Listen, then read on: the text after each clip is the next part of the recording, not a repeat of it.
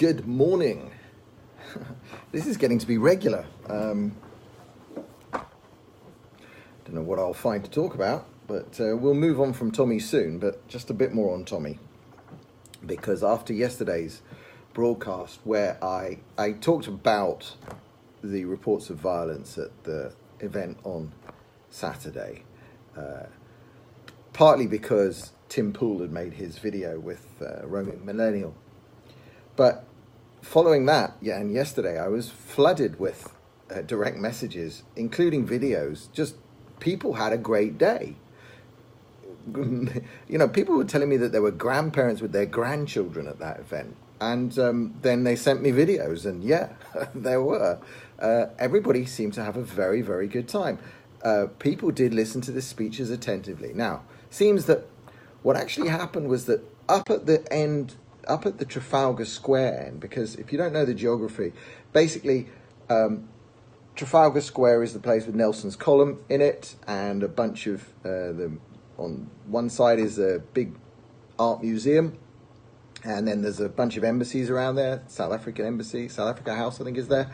And then there's a road that leads down towards Whitehall, and that road has got on it a memorial to fallen soldiers called the Cenotaph, and it leads into Westminster, the big square, which has got the Houses of Parliament on one side, the Treasury building, the Foreign Office building, all of the main buildings of state, and Downing Street as well leads off that, and that was the main street. So the march was supposed to go from Trafalgar Square down to where the Westminster buildings are. It's it's a little walk. And it looks like that whole area was closed off, and that there were Tommy people. Some of them were stuck at the Trafalgar Square end. I don't know if they were not let through. Anyway, it's irrelevant. But if you look on the interwebs, if you look on the mainstream media, if you don't watch YouTube channels and so forth, all you are seeing is there was some violence. So had there been nothing, had there not been one tiny little skirmish, which is, one or two or whatever it was, it's bullshit, no coverage. Total news blackout, which is unbelievably interesting. And that's exactly what used to happen to the EDL. Unless the press could write, and this is 7, 8 years ago, unless the press could write, EDL clashed with. And oftentimes, and this was another great trick they used in the EDL days, there would always be like Antifa. Back then, we didn't really call them Antifa because they came from a group called Hope Not Hate, and just basically far left communists, Che Guevara t-shirt wearing Muppets. There'd always be them, and there'd be the EDL, and they'd usually be more EDL than them, but sometimes the numbers would almost reach parity. But in almost every occasion I can remember, more of them, of the far left violent, were arrested. But what they would say in the newspapers was 32 people arrested at the EDL rally. And then, if you were lucky, but often not, if you dug around, you'd find 7 people from the EDL were arrested. The rest were all far left, ultra lefty Muppets. And it would appear that because the big Tommy march was largely unimposed, or it had like so few people, they couldn't pull that stunt with the, announcing all the arrests in the bracket of far right or whatever it is. But anyway, I got sent lots of videos yesterday. It looked like a fabulous day. And as I said, this is what's really important here, is what's different this time is that people have moved away from the mainstream media. Right now we've got Trump in Singapore doing his thing with Kim Jong-un, and he's going to sign.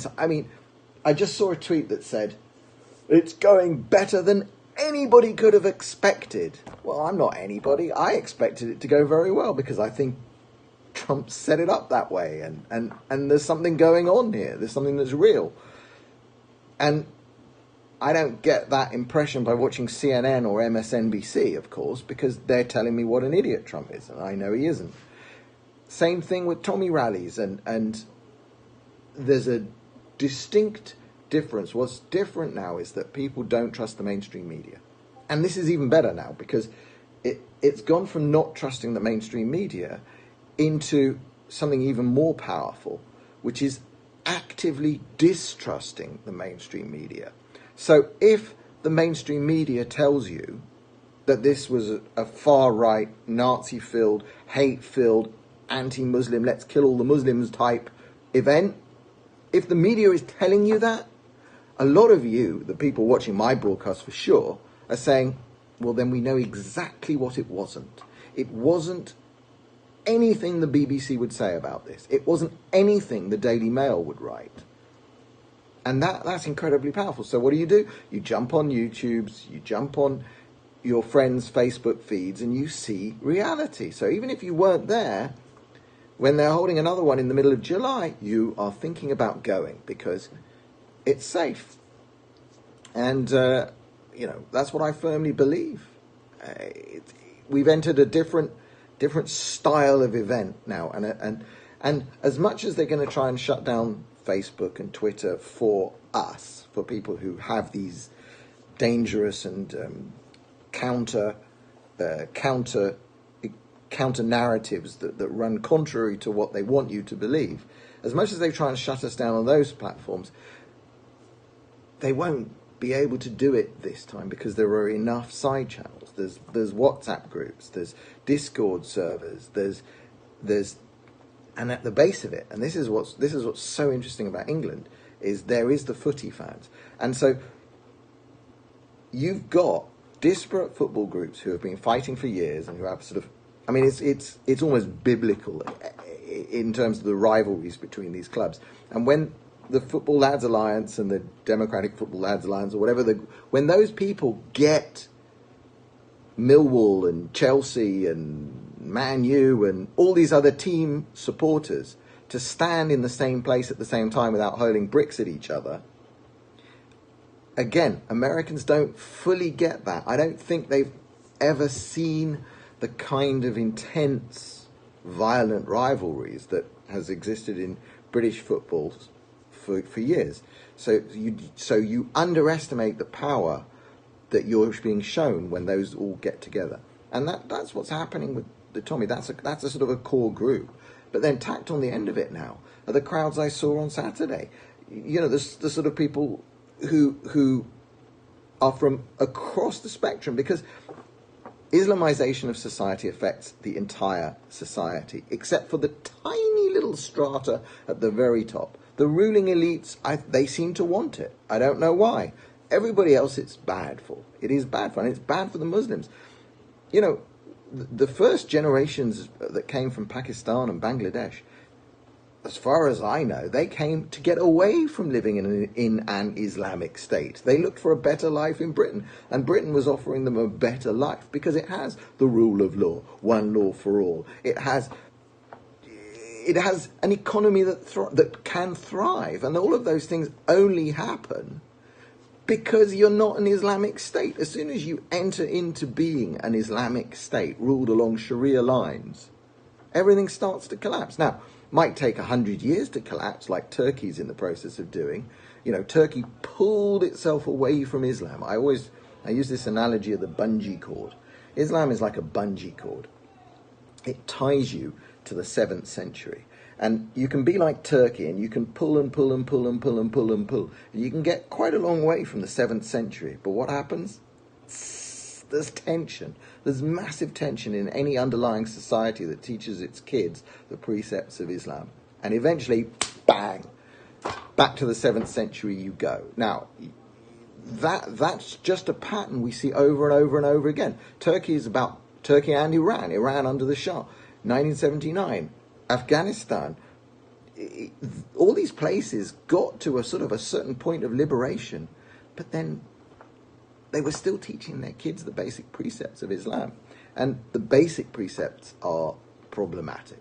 So when people came to England, the original sort of the earliest Muslim immigrants, I suspect many of them didn't want to be living in an Islamic state.